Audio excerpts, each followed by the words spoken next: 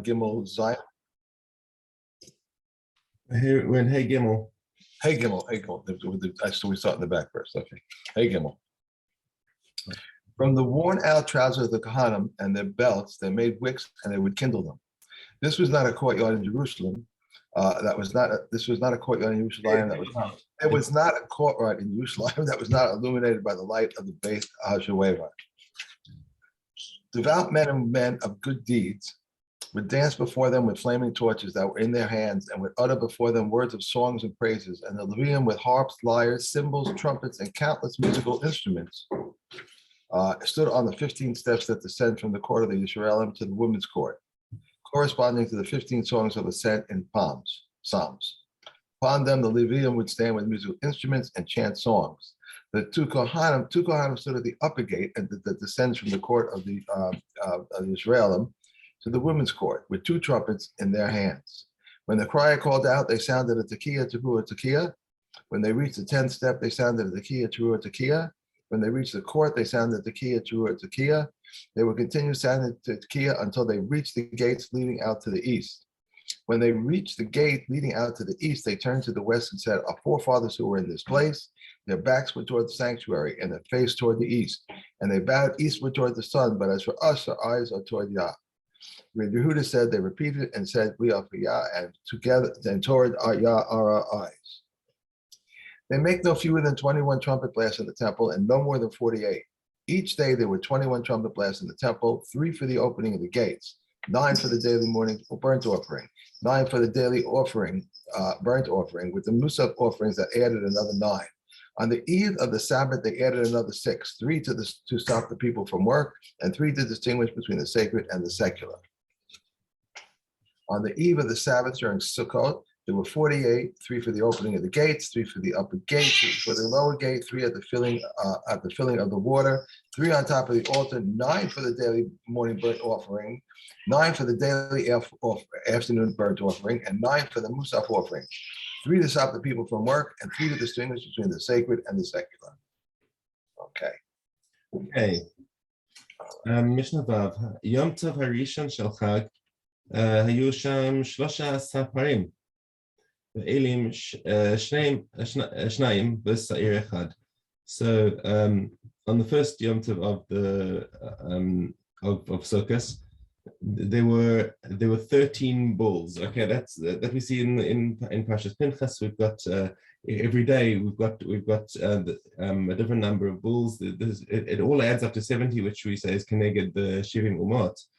But it starts out with 13, then 12, then 11, etc., until you get down to 7. Okay, and now the Elim Shnayim.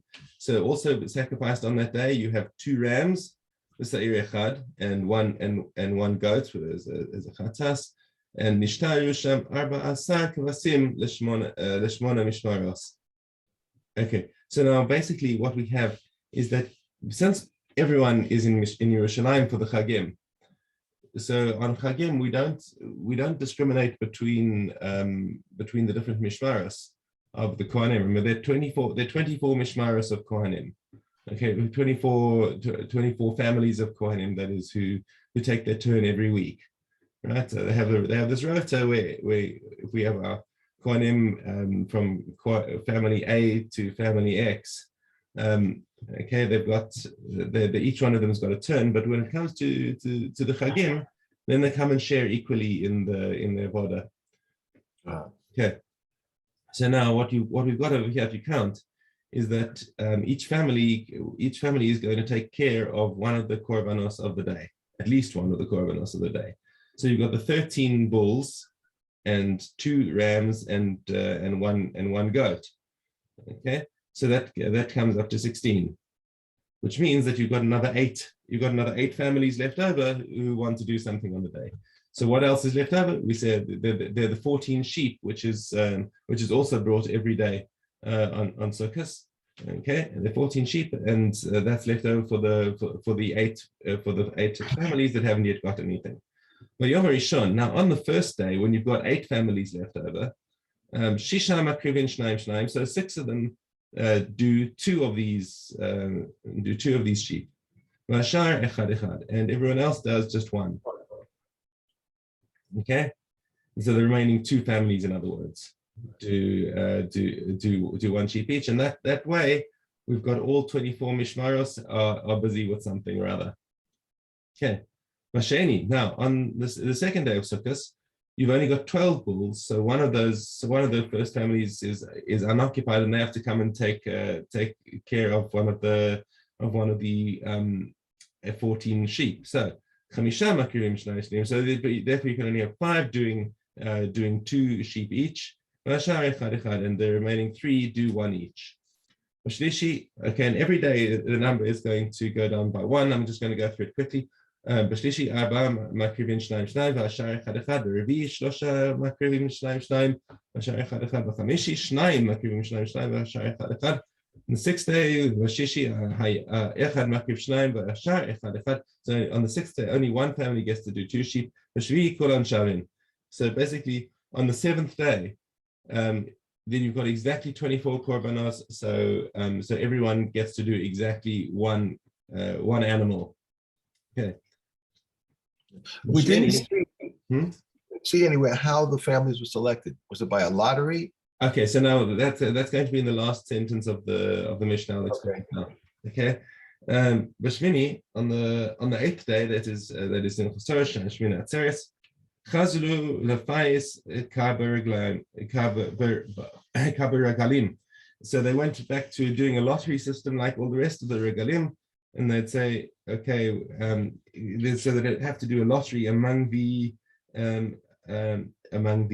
families. Okay, Amru Misha Hikriv Parim Hayom Lo Hikriv Lemachar Ela Chozrim Chalila. So in order to get the order of families, they would do it as a rotation. Not that family A would always do the would do the bulls. So on the first day you've got 13 families doing bulls. The next day those families aren't doing bulls anymore. They're doing other korbanot. So they'd have a whole bunch of columns for each family, and the bulls would be there, and then the rams, and then the goat and the sheep following a certain line. And then the next day it would be rotated onto the next family. So basically the 14th family would start by doing the bulls, right? And the next 12 families would wind up doing bulls. So it'd have up to family number 25 would be doing bulls the second day, and then from then onwards and rotating around would do the remaining korbanot. And then the next day the 26th family would do a bull, and then the next 10 families of from the beginning again would do the bulls, etc. So they made sure that it was rotated fairly among all the families who gets to do which korbanos. Okay, with me? I'm with you. I'm fine. Okay, fine. All right. So Mishna Zayin, b'shlosha prakim b'shana hayu kol hamishmaros shavin. So on the three festivals, all the mishmaros were equivalent. The Emor Haregalim, with the in terms of the Emorim, the sacrifices of the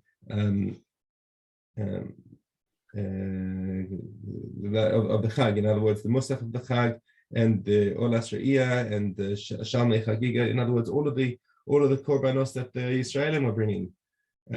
The family who's on duty doesn't get to say, this is our duty now. We should be doing all these korbanos of all the Israelim. Rather, you've got all of the Israelim coming into town and all bringing their korbanos. So all 24 mishmaros of Kohanim are rolling up their sleeves and getting involved. Okay, and furthermore, v'chiluk lechem apanim. Every Shabbos, the lechem apanim is divided out among the Kohanim on duty, and so everyone's stuck in town for the Yom Tov. So the Kohanim say, well, listen, we also get some lechem apanim now, so they have to split it up between them as well. Okay, but Atzeres omrim lo, on Atzeres, that is Shavuos, right? they would say to the Kohanim, Helach matzah, helach chametz. Not only that, not only do you get from the matzah is the lechem apanim. Okay, chametz, because the korban of Shavuos, remember, is the shtei halechem is baked as chametz. So they give everyone a portion of matzah and a portion of chametz. Mishmash is mana kavua. However, there is one privilege that goes to the mishmar who's on duty, who happens to fall out that their duty falls over Yom Tov. They do get one thing over the other Kohanim, which is hu makriv tamidin, the daily tamid. That's something that's there's only one tamid every day. I mean two tamidim at least. That is, we've got the one in the morning and the evening, right? But you don't need to get all the mishmaros involved in the tamid. Okay, nadarim unadavos ushar korbanos tzibur, and the voluntary offerings that people bring, and other korbanos tzibur, or the other communal offerings like musaf and Shabbos. Right. So if there's a musaf on a Shabbos, that's considered part of the regular routine, and that the current mishmar brings, whereas the musaf of Yom Tov is brought by all of the Kohanim.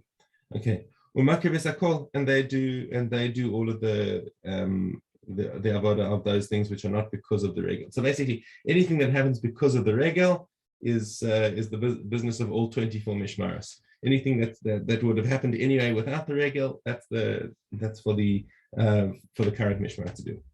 Yom Tov hasamuch l'Shabbos. Now, what happens if you have a Yom Tov that is adjacent to Shabbos, either on a Friday or on a Sunday? So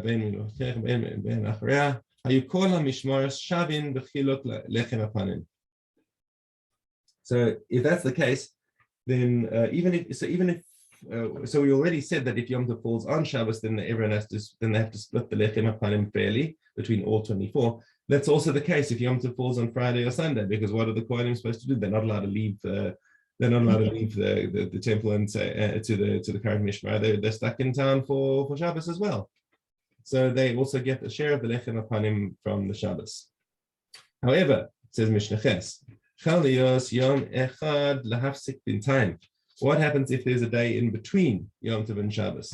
So the Kohanim who live nearby, okay, so they don't mind taking a day to travel to Beit Shemesh or wherever else is nice and close by. But what about the Kohanim who live up in Haifa, the Galil or whatever, and it's going to take them more than a day to get home? They don't really want to get stuck on the road for Shabbos. Okay, so there's only one day in between, and you're going to find a sprinkling of Kohanim who decide that they're going to stick around for Shabbos, or who are going to come early for Shabbos if Yom Tov falls on a Monday, for example. Okay, Mishmar shezmano kavua. So the Mishmar that's on duty on that Shabbos, hayanotel eser chalos. So they would keep 10 chalos for themselves. The misakev notel shtayin, and they'd say, okay, we'll leave two loaves for the noch shleper Kohanim who are not on duty, but we can't leave them to go hungry for the Shabbos. But the rest of the year, hanichnas notel shesh v'yotze notel shesh. So there's the changeover happens on Shabbos. So every Shabbos you'll have two lots of Kohanim in town. Okay, and they split the lechem apanim 50-50 according to the Tanna Kama. Rabbi Yehuda Omer hanichnas notel sheva. The incoming watch takes 7. Vayotze notel chamesh. And the outgoing ones take 5. Now, just a second. Why does Rabbi Yehuda say that? There was a logic behind it.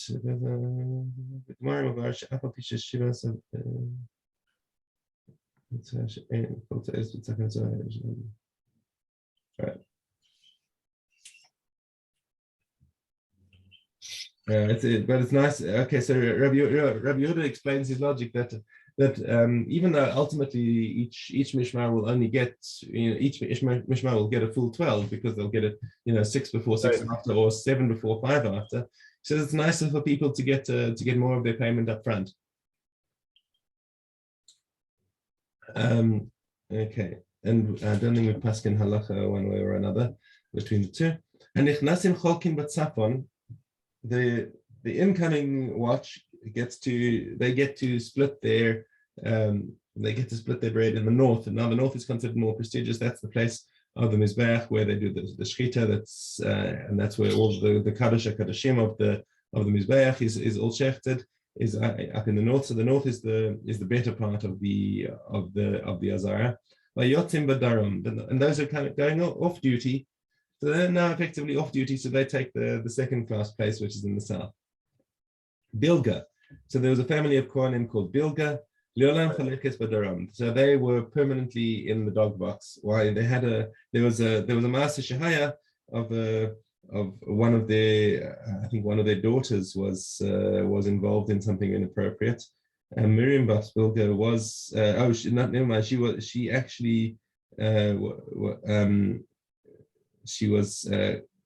became a mumar.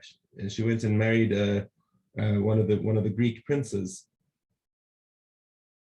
And when the Greeks came into the Heichal in the time of the Chashmonaim, she came and climbed on the Mizbeach and kicked it, and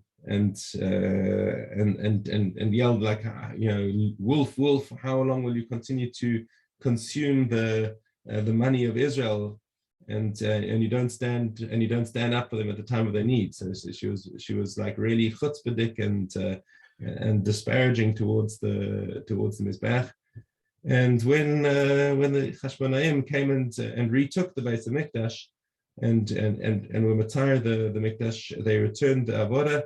They made a penalty on all the mishmaros for these things. They made a penalty on her mishmar.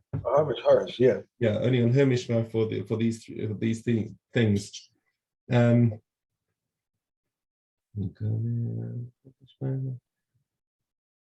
And there's another parish that says that also because that mishmar was known to be lazy, they didn't come quickly to the. They were late to come to the mishmar. They were late to do the voda. Right. Okay, so they always had to divide in the south, and their ring was fixed in place, and their window was sealed, meaning that there were 24 rings which they used to use for to hold down the animal to shecht it, and their ring was sealed up. They had to borrow from somebody else. Okay, so it was always a ganai for them that they had to borrow a ring from somebody else, and their and the window, my English is escaping me. There was a little they had like a matrix of stuff where they could, of lockers, there we go, lockers, where they could store their clothing, and theirs got blocked up.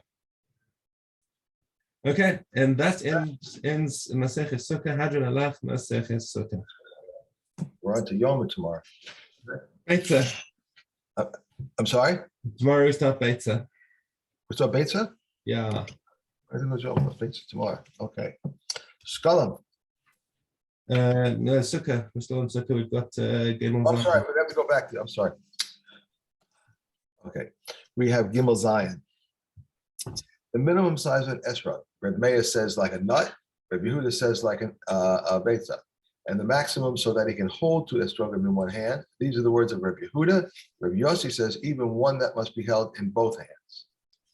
We do not bind the lulav except with its own kind. These are the words of Reb Yehuda, and Reb Meir says even with a cord.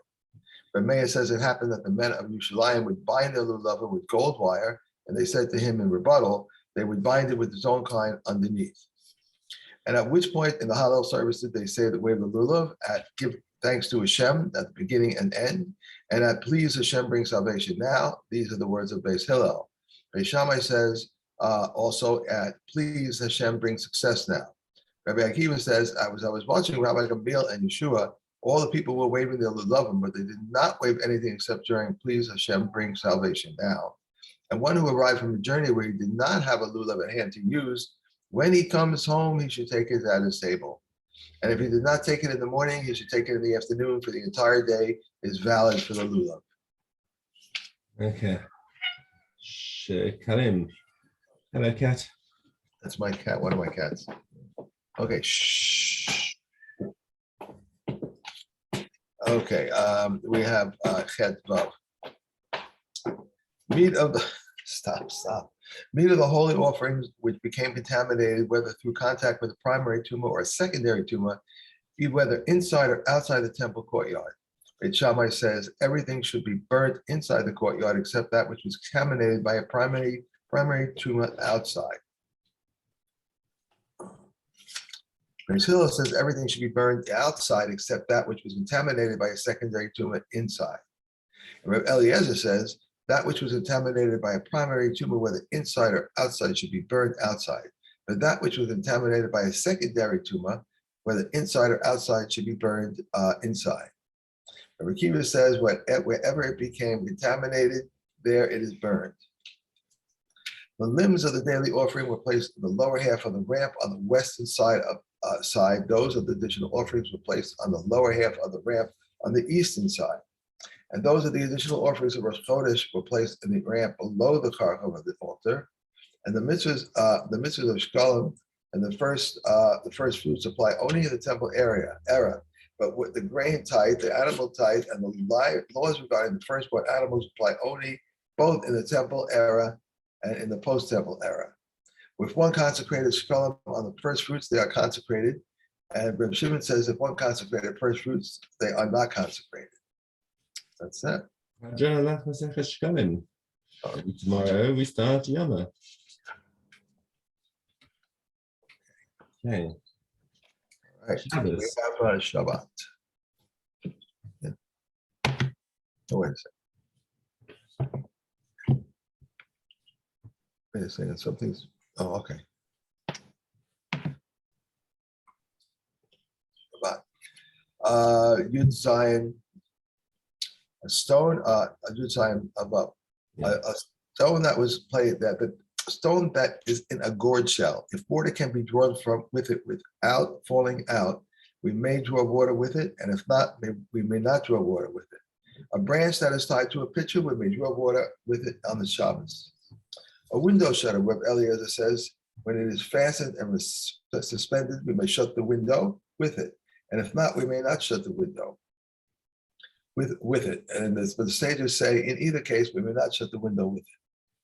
All utensils covers which have handles may be taken on Shabbos. Said Reb Yossi, when is this said? Regarding a cover of a hole in the ground, but regarding covers of utensils, either case we may take them on Shabbos. Yeah. Okay, brachas. Okay. Started. Beit Shammai says the room is swept first, and afterwards the hands are washed. Beit Hillel says the hands are washed, and then the room is clean. Beit Shammai says light, grace, spices, and Havdalah. But Beit Hillel says light, spices, grace, and Havdalah. Beit Shammai says who has created the light of the fire, and Beit Hillel says who creates the lights of the fire.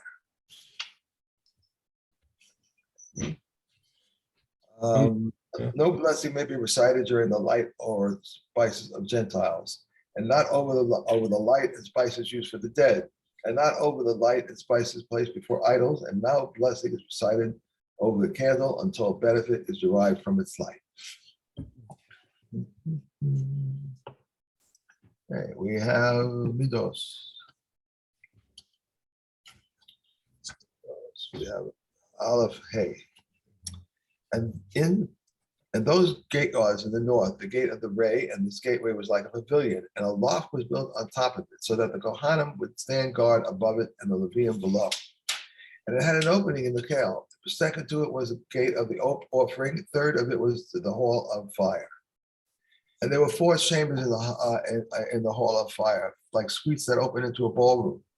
2 chambers were located on the consecrated portion of the hall of fire, and 2 were located in the unconsecrated portions. At the ends of beams separated between the consecrated area and the unconsecrated area. And what purpose did these chambers serve? The southwest chamber, it was the chamber of sacrificial lambs. The southeastern chamber was the chamber of the makers of the pomegranate. The northeastern chamber was the sons of the Hashmoneans, concealed the stones of the altar that the Greek kings had defiled. And the northwestern chamber, through it, the Kohanim would descend to the immersion. The hall of the fire had two gateways, one open to the Chel and one open to the courtyard. Rabbi Yehuda says the gateway that opened to the courtyard had a small doorway through which the Kohanim would enter to inspect the courtyard. Okay, that's it. It's Bava Masiah.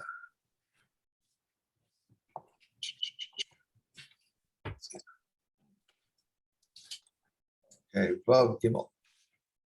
If one rents a donkey to drive it on the mountain and he drives it in the valley, or in the valley he drives it on the mountain, even if this is a 10 and this is a 10 mil, and it dies, he is liable. If one rents a donkey to drive it on the mountain and he drives it in the valley, if it slips, he is exempt. But if it dies from the heat, he is liable. If he rents it to drive in the valley and he drives it on the mountain, if he slips, he is liable. But if he dies from the heat, he is exempt. And if he dies because of the ascent, he is liable. If one rents a donkey and it becomes blind or sees for public service, it may not say to him, that which is yours is before you. And if it dies or breaks a leg, he is obligated to provide him with another donkey. If one rents a cow